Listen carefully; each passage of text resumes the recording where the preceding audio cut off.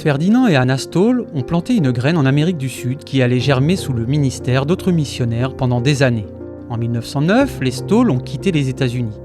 Ils ont servi pendant plusieurs années à la fois en Bolivie et au Pérou parmi les indigènes. Ils ont créé des écoles et des églises. Ils ont formé d'autres missionnaires comme les Ford, un couple de jeunes mariés d'une vingtaine d'années qui a mis les voiles pour ce qui allait être une vie de travail missionnaire à travers l'Amérique centrale et du Sud. Pendant ce temps au Brésil, Leo et Jesse Halliwell servaient les populations le long du fleuve Amazon.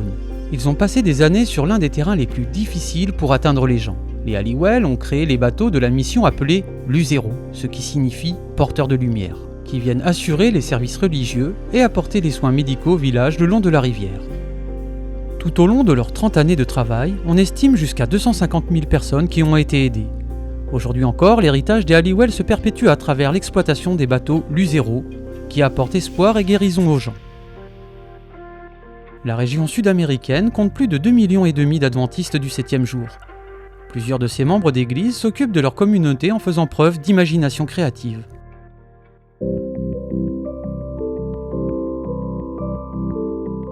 Jair a grandi au Brésil, et les gens pensaient de lui qu'il n'était pas digne de confiance et qu'il causait pas mal de problèmes. Plus tard, dans sa vie, il a découvert le message adventiste et a décidé de donner sa vie à Jésus.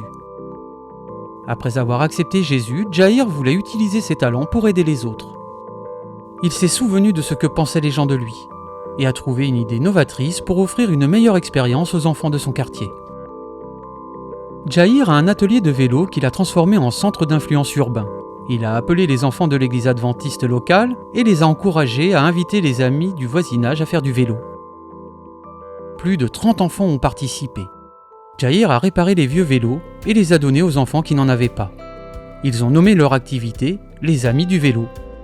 Ils ont commencé à faire cela tous les dimanches. Et c'est devenu une routine d'avoir des études bibliques après leur tour de vélo. Résultat, 2 enfants ont été baptisés et 3 autres sont prêts à donner leur cœur à Jésus. Aujourd'hui, la communauté a confiance en Jair et voit qu'il a changé. Les mêmes personnes qui l'ont critiqué dans sa jeunesse envoient aujourd'hui leurs enfants et leurs petits-enfants dans son magasin de vélo pour faire partie du programme. Jair n'est qu'un exemple parmi d'autres, de la manière dont les membres des églises de la région sud-américaine prennent à cœur la participation totale des membres et diffusent avec enthousiasme un message d'espoir aux personnes qui les entourent. Veuillez prier pour cette partie du monde et pour les façons passionnantes dont Dieu y travaille. Merci pour le soutien que vous apportez à notre mission.